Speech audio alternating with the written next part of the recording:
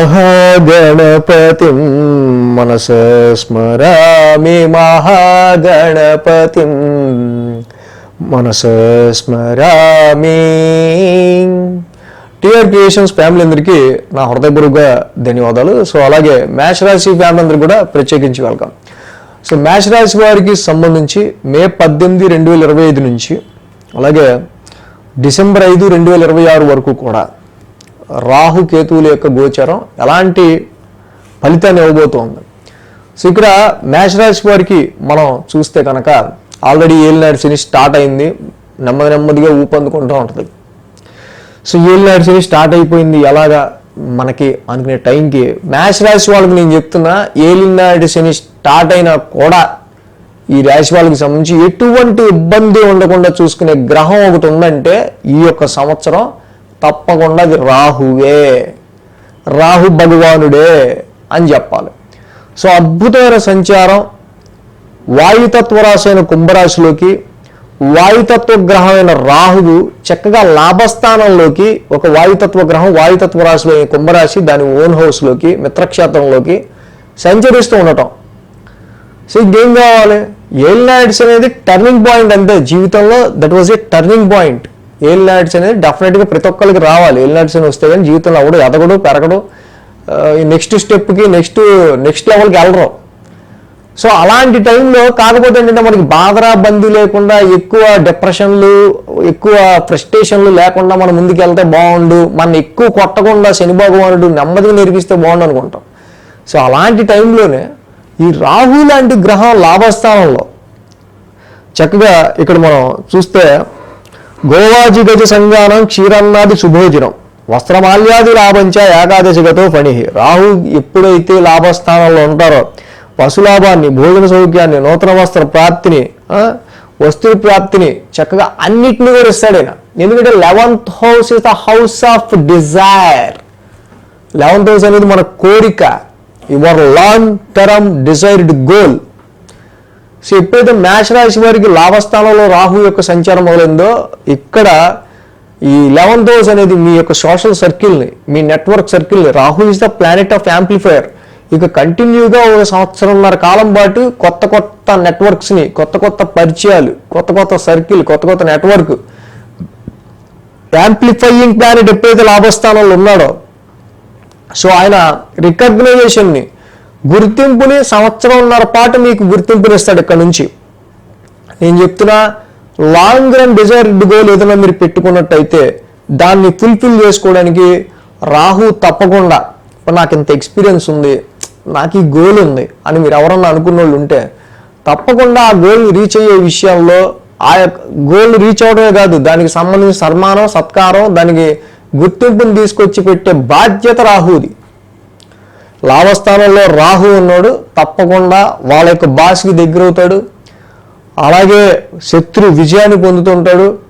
So ఆ సమయంలో వాళ్ళకి తప్పకుండా 1000 స్థానంలో శని యొక్క సంచారం ఒక పక్క పెరుగుతా, ఖర్చులు పెంచుతా, ఉద్యోగంలో మనకి చాలా డౌట్లు క్రియేట్ చేస్తా, ఒక రకమైన డిప్రెషన్ని కావచ్చు నెగిటివ్ ఎఫెక్ట్స్ని పెంచుతున్న వేళ ఈ లాభస్థానంలో రాహు ఉండటం వల్ల అదే టైంకి జాబ్లో మనకి ఏదన్నా వస్తుంది, అదే టైంకి అమ్మ వీళ్ళు లేకపోతే పని అవ్వదు అనే భయం కూడా వాళ్ళకి పెడతాడు రాహు. అంత మంచి ట్రాన్సిట్ ఇది. సో ఏలినాటి నడుస్తుంది 1.5 సంవత్సరం కాలంగా చక్కగా ఇక్కడ చూస్తే 1000 స్థానంలో శని యొక్క సంచారం నడుస్తూ ఉంటుంది. సో జాబ్కి సంబంధించో, ప్రొఫెషన్కి సంబంధించో, మిగతా ఇతరత్ర కొన్ని విషయాల గురించో, ఫ్యామిలీ గురించో, ఖర్చుల గురించి వాళ్ళకి చాలా ఆందోళన ఉంటుంది. కానీ రాహు లాంటి గ్రహం లాభంలో ఉన్నాడు. లాభం వస్తుంది దాన్ని ఖర్చు చేస్తాం తప్పే ఉంది, లాభం వస్తుంది దాన్ని ఖర్చు చేస్తాం తప్పే ఉంది. లాభం లేకుండా ఖర్చు చేస్తే మనం డెఫిసిట్లోకి వెళ్ళిపోతాం, నష్టంలోకి వెళ్ళిపోతాం. బట్ ఇక్కడ జాబ్ వృత్తిపరంగా ఏదైనా మనకి థ్రెట్ వస్తుంది అనుకున్న టైంకి లాభంలో రాహు మనకు గుర్తింపు చేస్తాడు, యా వెరీ గుడ్, ఈ మంత్ మనోడు బెస్ట్ పెర్ఫార్మర్ అని, అమ్మా బతికిచ్చారా బాబు అన్నట్టు ఉంటుంది. సో ఇలాగా రాహు లాభస్థానంలో మనకు మంచి నేమ్ని, ఫేమ్ని, రికగ్నేషన్ని, గుర్తింపుని, లాభాన్ని తీసుకొస్తూ ఉంటాడు. శని ఒక పక్క మనం ఎంత కష్టపడుతున్నాడు పాపం అంటే, ఒక పక్క ఏలినాటి శని నడుస్తున్నప్పుడు లాభంలో రాహు ఉన్నప్పుడు ఆరోగ్యం బాగుండకపోయినా వచ్చాడండి, ఆరోగ్యం బాగుండకపోయినా చేసాడండి, ఆ పరిస్థితుల్లో కూడా ఉద్యోగం చేశాడండి. అలాంటి టైంలో కూడా మనల్ని ఆదుకున్నాడండి. అలాగా మీరు పడే కష్టం ఎదురుడికి కనిపిస్తూ ఉంటుంది. రాహు లాభస్థానంలో ఉండటం వల్ల గుర్తింపుని తెస్తూ ఉంటుంది. సో కాబట్టి ఈ యొక్క రాహు లాభస్థానంలో ఉన్నంత కాలం కూడా మేష రాశి వాళ్ళు ఉద్యోగ పరిస్థితులకు సంబంధించి కానీ వ్యాపార పరిస్థితుల్లో వచ్చే నష్టాల గురించి కానీ మీరు ఎక్కువ భయపడాల్సిన అవసరం లేదు. Rahu is the great game changer in this year. So అలాగే గురు భగవానుడు మెయిన్గా మనం చూస్తే ఆయన ఈ యొక్క మేషరాశికి జనరల్గా తృతీయ స్థాన సంచారంలో ఉన్నారు.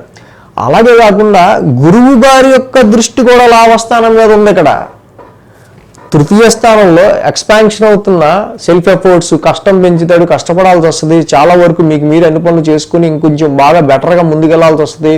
దాని గురించి ఎక్కువ కష్టపడాల్సి వస్తూ ఉంటుంది. ఆ గురు భగవానుడి ఆస్పెక్ట్ కూడా రాహు మీద ఉండటం వల్ల, సో లాభస్థానంలో రాహు ఉండటమే కాదు, గురువు గారి ఆస్పెక్ట్ కూడా రాహు మీద ఉంది. ఒక ఎక్స్పాన్షన్ ప్లానెట్, మంచి శుభగ్రహమైన గురుడి యొక్క ఆస్పెక్ట్ కూడా రాహు మీద ఉంటాం.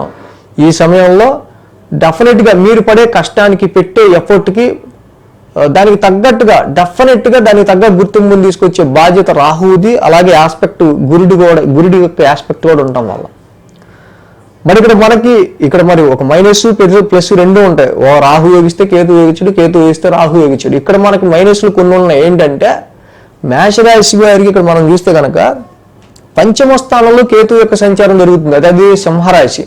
సింహరాశి అంటే రవిది. అసలు రవికి ఈ గ్రహణాలు బట్టి రాహుకి కేతుకి పడదాయే. పంచమ స్థానంలో కేతు యొక్క సంచారం ఇది కొంచెం పిల్లల విషయంలో డిస్టర్బెన్స్ క్రియేట్ చేస్తుంది.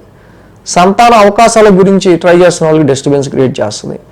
ఎడ్యుకేషన్లో ఏంటి ఎందా చదివాను ఇప్పుడు గుర్తుండట్లేదు, వీడు మొన్నటిదా బాగా చదివాడండి, ఈ సంవత్సరం ఏం చదివిన గుర్తుండట్లేదు అంటున్నాడు వీడు అంటారు చూసారా.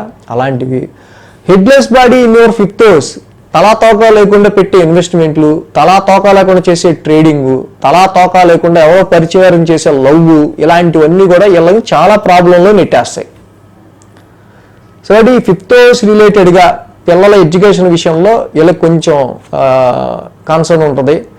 ఏదైతే వాళ్ళు ఆ స్కూల్లో సరిగ్గా చెప్పట్లేదనో, మొన్నటిదాకా మన టీచర్ బాగా చెప్పింది ఈ టీచర్ సరిగ్గా చెప్పట్లేదనో, క్లాసులు సరిగ్గా జరగట్లేదనో, some dissatisfaction in your children's education విషయంలో ఉండే ఆస్కారాలు ఉంటాయి.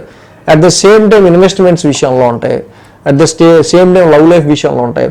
ముఖ్యంగా ఆఫ్టర్ 18 years తర్వాత లాభంలో రాహు రావటం వల్ల మీ డిజైర్డ్ గోల్ని మీరు సాధించడానికి ఎలా అయితే రాహు ఉపయోగపడుతున్నాడో, ఆఫ్టర్ 18 years తర్వాత కేతు కూడా పంచమంలోకి వచ్చాడు.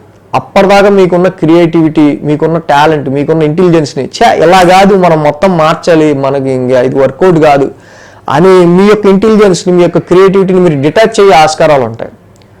సో ఇక్కడి నుంచి అంటే అక్కడ స్పోర్ట్స్ ఫీల్డ్లో ఉన్న వాళ్ళకి కావచ్చు, ఎంటర్టైన్మెంట్ ఫీల్డ్లో ఉన్న వాళ్ళకి కావచ్చు, సో వీళ్ళకి మాత్రం కొంచెం కన్ఫ్యూజన్ క్రియేట్ అయ్యే ఆస్కారాలు ఈ సమయంలో మేష రాశి వాళ్ళకి ఎక్కువగా ఉంటాయి. పంచమ స్థానం అక్కడ కేతు ఉండటం వల్ల ముఖ్యంగా ఈ entertainment and sports and creative jobs చేసే వాళ్ళకి సంబంధించిన విషయాల్లో ఎప్పుడైతే పంచమ స్థానంలో కేతు వస్తారో, సో మీకేంటంటే మీ యొక్క పందా, మీ యొక్క క్రియేటివిటీ, మీ ఇంటెలిజెన్స్ మొత్తం కూడా మార్చాల్సి వస్తుంది. సో అది డిటాచ్మెంట్ ప్లానెట్ ఎప్పుడైతే పంచమ స్థానంలోకి రావటం వల్ల కొన్నిసార్లు మీ సంతానం మీకు మీ నుంచి కొంచెం దూరంగా వెళ్ళే ఆస్కారాలు కావచ్చు, ఇందాక మనం చెప్పుకున్నట్టు మీ సంతానం మీద కొంచెం డిస్సాటిస్ఫాక్షన్ ఉండే ఆస్కారాలు కావచ్చు, ఇలాంటివన్నీ ఉంటాయి ఇన్వెస్ట్మెంట్స్ విషయంలోనూ, లవ్ లైఫ్ విషయంలో కూడా. సో కాబట్టి ఓవరాల్గా చూసుకున్నట్టయితే రాహు సంచారం మాత్రం ఏలినాటి శని నడుస్తున్న మేష రాశి వాళ్ళకి మంచి పవర్ఫుల్గా వీళ్ళకి యోగించబోతుంది రాహు మాత్రం. సో కేతు విషయంలో, పంచమ స్థానం విషయంలో మాత్రం ఈ 1.5 year జాగ్రత్త తీసుకోండి. So thanks for watching TR Creations. ధన్యవాదాలు. ఈ వీడియో కనుక మీకు నచ్చినట్లయితే లైక్ చేయండి, షేర్ చేయండి. మరిన్ని అప్డేట్స్ కోసం సబ్స్క్రైబ్ చేయడం మాత్రం మర్చిపోకండి.